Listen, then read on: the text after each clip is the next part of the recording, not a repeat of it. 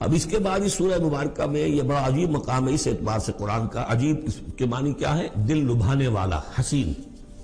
یہاں اللہ کے تقوی کا جو مقام اور مرتبہ واضح کیا جا رہا ہے اللہ کی نگاہ میں، اگر واقعتاً حقیقی تقوی ہے، صحیح تقوی ہے، قلب کا تقوی ہے. جیسے کہ حضور فرماتے تھے اپنے دست مبارک سے 3 مرتبہ آپ نے اشارہ کیا اپنے سیرہ مبارک کی طرف.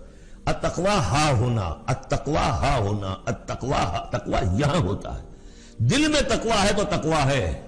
باقی لباس اور وضاقت یہ ساری متقیوں کسی بنا لی اور اندر کا معاملہ نہیں ہے تو یہ بہروپ ہے، یہ تقوی نہیں ہے. لیکن حقیقی تقوی ہو تو پھر اس کا کیا مقام ہے؟ اب دیکھیے پہلی بات آ رہی ہے وَمَن يَتَّقِ اللَّهَ يَجْعَلْ لَهُ مَخْرَجًا. جو شخص اللہ کا تقوی اختیار کرے گا اللہ اس کے لیے راستہ پیدا کر دے گا. جہاں بالکل نظر نہیں آئے گا کہ کوئی راستہ، اللہ راستہ پیدا کر دے. بالکل نظر نہیں آ رہا تھا موسیٰ کے ساتھیوں کو کہ اب کیسے بچیں گے، پیچھے لشکر آگے، آگے سمندر ہے، اللہ نے راستہ پیدا کیا. خود حضرت ابو بکر کا جو حال ہو گیا تھا کہ حضور اگر انہوں نے ذرا بھی دیکھ لیا، نیچے اپنے قدموں کی طرف بھی نگاہ ڈالی تو ہم نظر آ جائیں گے. آپ نے فرمایا لا تحزن ان اللہ معنا، راستہ نکالتا اللہ. پھر حضور گئے طائف، لیکن وہاں سے خالی ہاتھ آئے. مدینے میں اللہ نے خود ہی کھڑکی کھول دی، 6 آدمی ایمان لے آئے. آپ گئے ہی نہیں اور وہاں انقلاب بھی آ گیا. عظیم. اس اعتبار سے اللہ مخرج پیدا کرتا ہے. تم صحیح طریقے پر چلتے رہو، تقوی اختیار کرو، صحیح راستے پر جد و جہد کرو. یہ کام اللہ پر چھوڑو. کب اسے منظور ہے اس کا کامیاب ہونا؟ جب ہوگا وہ راستہ ایسا کھول دے گا کہ تمہیں گمان بھی نہیں ہوگا. وَيَرْزُقْهُ مِنْ حَيْثُ لَا يَحْتَسِبُ، اور اسے رزق دے گا وہاں سے جہاں سے اسے گمان بھی نہیں ہوگا. اقامت دین کی جد و جہد ہو، غلبہ دین کی جد و جہد ہو، اپنے آپ کو ان صلاتی و نسکی و محیایا و مماتی اس کا فیصلہ کرنا ہو تو سب سے بڑی رکاوٹ آتی کھائیں گے کیا؟ تو اللہ تو کہتا ہے راضی میں ہوں.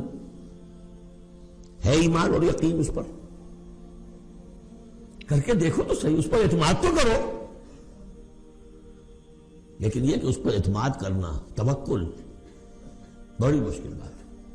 وہ تو جتنا ایمان ہوگا اتنا ہی اعتماد ہوگا، اور گہرا ایمان ہوگا گہرا اعتماد ہوگا. وَمَن يَتَّقِ اللَّهَ يَجْعَلْ لَهُ مَخْرَجًا وَيَرْزُقْهُ مِنْ حَيْثُ لَا يَحْتَسِبُ وَمَن يَتَوَكَّلْ عَلَى اللَّهِ فَهُوَ حَسْبُهُ. یہ تو ابھی تقوی والے کی بات ہے کہ وہ وہاں سے رزق دے گا جہاں سے اسے ملے گا بھی نہیں. اور جس نے اللہ پر توکل کر لیا تو وہ اس کے لیے بہت کافی ہو جائے گا. توکل کر کے تو دیکھو، حسبہ وہ اس کے لیے کافی ہے. یہاں تک فرمایا ہے حدیث قدسی میں، حدیث میں من کان فی حاجت اخیہ کان اللہ فی حاجتہ. اگر کوئی مسلمان اپنے کسی بھائی کی ضرورت پوری کرنے میں لگ رہا ہے، اپنا وقت صرف کر رہا ہے، اللہ اس کی ضرورت پوری کرنی شروع کر دیتا ہے.